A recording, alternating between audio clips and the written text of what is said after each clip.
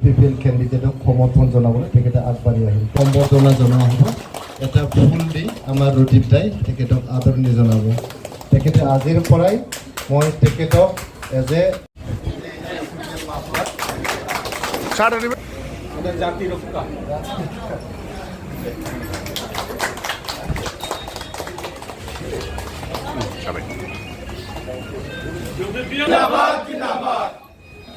উপস্থিত আমাৰ প্ৰাৰ্থী গোটা আমাৰ ইউপিপিএল দলেৰ সাধাৰণ সম্পাদক প্ৰশাসনে আৰ মোৰ অতীত মানে মোৰ সাধাৰণ সম্পাদক মৃদুল বসুমতাৰী ডাঙৰীয়া মহিলা সাংবাদিক বন্ধুসকল, আজি আপোনালোকক এটা গুৰুত্বপূৰ্ণ খবৰ দিবলৈ ইয়াতে মাতা হৈছে।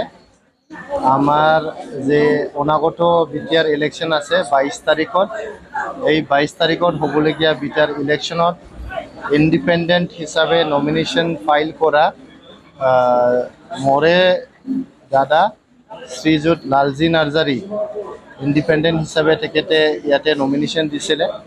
এতিয়া আজি আমাৰ ইউপিপিএলৰ নীতি আদৰ্শ ভাল পাই পেলাই শ্ৰীযুত প্ৰমোদ বড়ো ডাঙৰীয়াৰ যি কাম 5 বছৰত এইখিনি ভাল পাই পেলাই চৰাইবিল 5 নং চৰাইবিল ST সমষ্টিত মোক সমৰ্থন জনাবলৈ মই ইউপিপিএলৰ কেণ্ডিডেট শ্ৰী ৰাজু কুমাৰ নাৰ্জাৰীক সমৰ্থন জনাবলৈ তেখেতে আগবাঢ়ি আহিছে।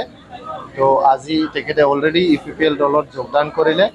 অহাকালি তেখেতে নমিনেশ্যন উইথড্ৰ কৰি ল'ব আৰু মোৰ লগত কেম্পেইন কৰি পেলাই চৰাইবিল সমষ্টিৰ পৰা ইউপিপিএল দলক জিকাই লৈ যাবলৈ কাম কৰিব। এতিয়া মই আমাৰ লালজী নাৰ্জাৰী দাদাক নিজৰ কথা ক'বলৈ মই অনুৰোধ কৰিছোঁ। সকলো ইউপিপিএল কৰ্মীক মোৰ শুভেচ্ছা জনালোঁ আৰু মোৰ ওচৰত যি আমাৰ ইউপিপিএলৰ কেণ্ডিডেট ৰাজকুমাৰ নাৰ্জাৰী ভাইটি যি কথা কৈছে সেই কথাটো সঁচাই। মোক আজি সিহঁতে মই যি পাৰ্টিত আছিলোঁ সিহঁতে মোক ঠগাইছে। মই আগতে APP পাৰ্টিত আছিলোঁ, সিহঁতে টিকেটক মোক এনেকুৱা ঠগালে। ঠগাৰ পিছত মই সিহঁতৰ পৰা আঁতৰাই আহি মই ইণ্ডিপেণ্ডেণ্ট হিচাপে মই 5 নম্বৰ চৰাইবিল সমষ্টিত এজন কেণ্ডিডেট হৈছোঁ।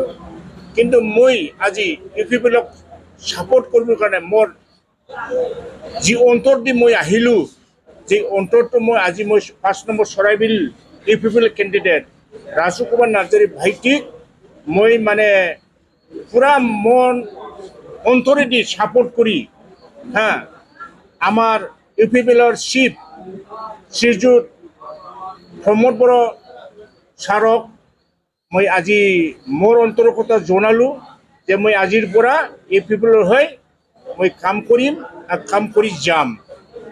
আৰু মোৰ যিমান মানুহ আছে বেকগ্ৰাউণ্ডত সকলোকে মই আনি আজি ইউপিপিএলত সমৰ্থন জনাম। মোৰ লগত আছে বহুত, কিন্তু মোৰ কথামতে হেৰাফেৰি সিহঁতে নকৰাৰ কাৰণে মই আজি মোৰ ভাইটি ৰাজু কুমাৰ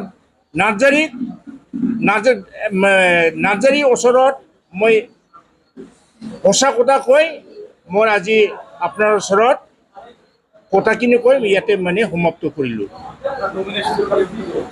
নমিনেশ্যনটো মই অহাকালি 11টা 12টাৰ পিছত মই উইথড্ৰ কৰিম।